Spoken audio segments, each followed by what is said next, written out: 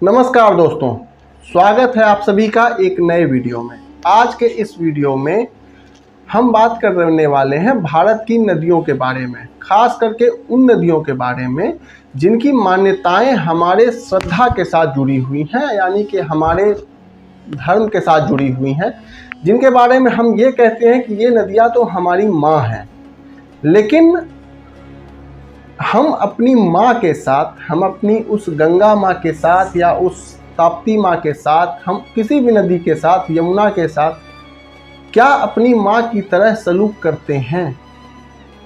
तो दोस्तों, आज इस वीडियो में इसी चीज़ के बारे में बात करेंगे कि कैसे हम अपने धर्म के चक्कर में पड़ के अपनी नदियों को खराब कर रहे हैं और उन नदियों के खराब होने से हमारे जीवन पे क्या असर पड़ रहा है, और इसके बारे में बहुत सारी चीज़ें जो कुछ भी मुझे समझ में आएंगी मैं कहता जाऊँगा। ये वीडियो स्टार्ट करूं उससे पहले मैं आपको बतला दूं, मैं हूं विकास, आप देख रहे हैं मिस्टर ईटीसी। ये वीडियो आपको पसंद आएगा तो इसे एक लाइक कर दीजिएगा, चैनल को सब्सक्राइब कर लीजिएगा अगर अभी तक नहीं किया है। कोई भी आपका सवाल हो या आपको कुछ भी कहना हो तो आप मुझे कमेंट बॉक्स में कह सकते हैं, मैं आपको जवाब देने की कोशिश करूंगा।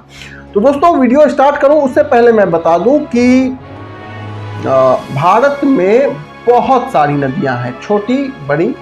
उनमें से कुछ बड़ी नदियों की बात करें तो ब्रह्मपुत्र, गंगा, ताप्ती, सतलुज, व्यास, झेलम, इस तरह की कुछ नदियां हैं जो बड़ी नदियां हैं। बिहार में चले आए तो कोसी। ज़्यादातर नदियां वो ग्लेशियर से निकलती हैं, यानी कि हिमालय या पहाड़ी क्षेत्रों में जो बर्फ़ जमा होता है, हजारों लाखों कुंटल बर्फ़ जमा होता है सर्दियों के समय में, तो वो गर्मियों के समय में आके वो बर्फ़ पिघलता है। पिघलने के वजह से उनमें से पानी निकलता है और उन पानियों का सारा सोता जब एक जगह इकट्ठा होकर के ढलान से निकलता है तो उसे हम नदी बोलते हैं। और वो नदी हमारे सारे मैदानी क्षेत्र से होकर गुजरती है, हमारे खेतों को सींचती है, हमें पीने के लिए पानी देती है, हमारे जीवन को मतलब कि एक दिशा देती है। पुराने समय में जितनी भी सभ्यताएं हैं, चाहे वो सिंधु घाटी सभ्यता हो, मोहनजोदारो सभ्यता हो, भारत में पनपी हुई जितनी भी सभ्यताएं हैं, ज़्यादातर सभ्यताएं, चाहे वो मिस्र की नील नदी की सभ्यता हो, सारी की सारी सभ्यताएं नदियों के पास बनाई गई। पास इसलिए क्योंकि हमें पीने के लिए पानी चाहिए, कपड़े धोने के लिए चाहिए, पानी का कितना सारा यूज है आप जानते ही हैं। तो हमें पानी खोजने के लिए कहीं दूर ना जाना पड़े। कोई भी सभ्यता ऐसी नहीं है जो किसी सुनसान रेगिस्तान, सहारा डिजर्ट में बनाई गई है, क्योंकि वहाँ से किसी नदी को खोजना नामुमकिन के बराबर है। दोस्तों, आज के समय में हम अपने आप को एक डेवलप्ड इंसान कहते हैं कि हम समझदार हो गए हैं, हम पढ़े लिखे हो गए हैं, हम बुद्धिमान हो गए हैं। लेकिन जब पुराने समय में वो नदियाँ थी ना, वो डायरेक्ट वहाँ से निकलती थी हिमालय से और अविरल बिना किसी रुकावट के बहती थी और सीधा जाकर के अपने डेस्टिनेशन जो उनका समुद्र था, जो समुद्र का मुहाना था, डेल्टा थे, उनमें जाकर के मिल जाती थी। और इस बीच में कहीं कोई उनके पानी को, उनकी धारा को मोड़ने वाला, रोकने वाला नहीं था। आज जब हम डेवलप हुए तो हमारे अंदर की जो भूख है, जो लालच है, वो बढ़ता चला गया। हमें ये पता चला कि पानी जो बहता है तो उसमें ताकत होती है, तो हमने उस ताकत से टरबाइन घुमाना स्टार्ट कर दिया। टरबाइन घूमना स्टार्ट हुआ, उसके वजह से हमने बिजली बनाना स्टार्ट किया। अब जब पानी से बिजली बनना स्टार्ट हो गया तो हमारी भूख और बढ़ गई। हमने इस दुनिया की सारी नदियों को बांध दिया और उनसे बिजली बनाना स्टार्ट कर दिया। उस बिजली से अपने घर में रोशनी करने लगे, ऊर्जा यूज करने लगे, एसी चलाने लगे, उस एसी में आराम से सोने लगे। लेकिन जब दूसरी बात की बहुत सारी फैक्ट्रियां बना ली, उन फैक्ट्रियों को फेंकने के लिए, उन फैक्ट्रियों में जो कचरे निकलते हैं, बहुत सारे केमिकल्स निकलते हैं, उन सारे केमिकल्स को फेंकने के लिए हमने जो रास्ता चुना वो थी हमारी नदियां। हमें ये लगता है कि वो पानी जाकर के समुद्र में चला जाएगा, और समुद्र तो अथाह है, दुनिया के 70% हिस्से पे, धरती के 70% हिस्से पे समुद्र फैला हुआ है। लेकिन ऐसा होता नहीं है। जब कोई कचरा किसी नदी में डाला जाता है तो वो उसके रास्ते में पड़ने वाले जितने भी शहर हैं, जितने भी गांव हैं, जितने भी कस्बे हैं, सब लोग उस पानी को पीते हैं, डायरेक्टली या इनडायरेक्टली। यानी कि अगर किसी भी फैक्ट्री से आर्सेनिक गंगा नदी में डाला गया, मान चलिए लोकेशन है कानपुर, तो उसके बाद जितने भी जगह पर रहे हैं, इलाहाबाद, पटना, आप समझ लीजिए कि पूरा का पूरा बंगाल, कोलकाता, बांग्लादेश तक, उन सारे के सारे पानी में आर्सेनिक मिल गया। आर्सेनिक अगर उस पानी में मिल गया तो आप उसको जितना भी चाहे आरओ से साफ कर लें, लेकिन वो पानी का आर्सेनिक कभी भी 100% खत्म नहीं होगा। अब आर्सेनिक अगर आप पी रहे हैं तो आर्सेनिक पीने की वजह से क्या होगा, आपको कैंसर होगा। इसी वजह से आज के समय में कैंसर होने का जो केस है वो बहुत ज़्यादा बढ़ गया है। दूसरी बात आते हैं अपने नदियों के साथ हम क्या कर रहे हैं। हम कहते हैं गंगा मैया मोक्षदायिनी है, हमें मोक्ष देती हैं। इसकी वजह से हम हमारे जो जितने भी इष्ट हैं, हमारे जो जितने भी पूर्वज हैं, हमारे बाप हैं, दादा हैं, परदादा हैं, जितने भी लोग को हम जानते हैं, उनके साथ उनका जब देहांत होता है तो उन्हें हम जलाने के लिए गंगा के पास चले जाते हैं। गंगा के पास चले जाने के बाद उनको जलाया। आज के समय में लोगों के पास समय भी कम है तो उसे पूरा जलाते भी नहीं हैं। उसे क्या करते हैं कि आधा जला आधा नहीं जला और उसको उठा के गंगा में फेंक दिया, साथ ही साथ वो राख गंगा में फेंक दिया गया।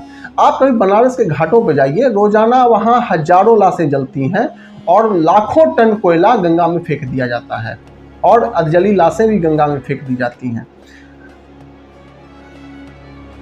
अब आप ये सोचिए कि जो अधजली लाशें और जो कोयला फेंक दिया गया उस नदी में, अधजली लाशें क्या हुई कि सड़ी, उन्होंने पानी को दूषित बनाया, बहुत ज़्यादा दूषित बनाया। और वो जो कोयला, जो राख हमने फेंका, वो नदी के पेंद में, तले में जाके जमा हो गया।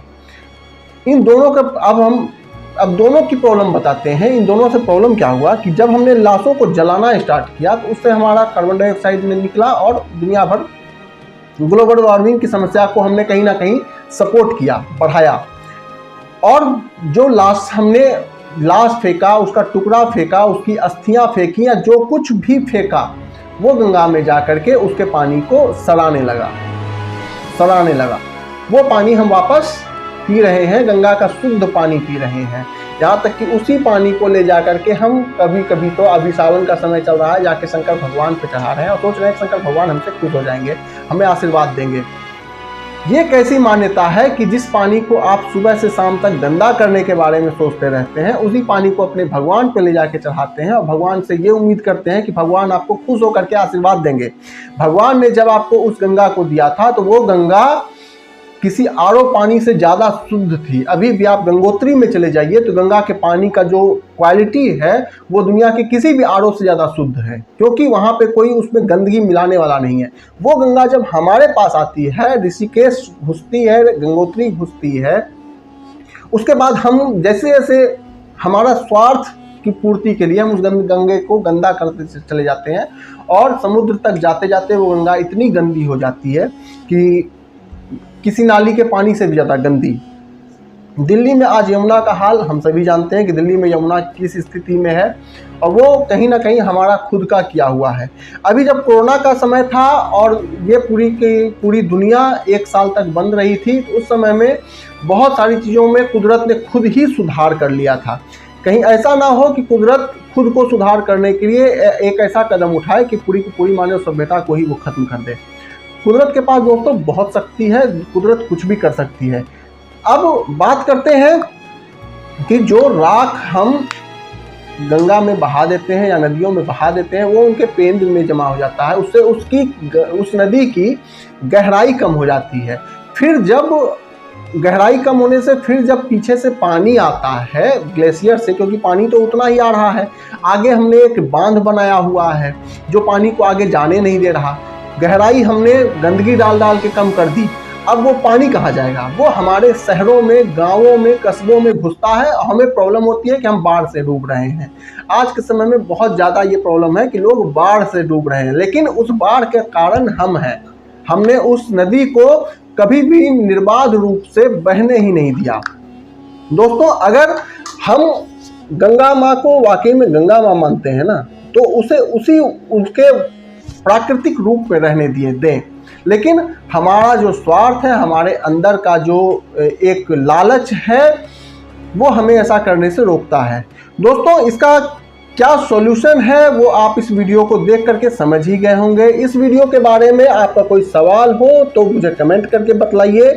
इसी तरह के अंधविश्वास के खिलाफ वीडियो आते रहते हैं। गंगा माँ को हम कहीं ना कहीं अंधविश्वास में आकर के बहुत ज़्यादा गंदा करते जा रहे हैं और हमारे बच्चों के लिए वो गंगा माँ नहीं रह जाएगी, सिर्फ एक नाला, एक कीचड़ बन के रह जाएगा।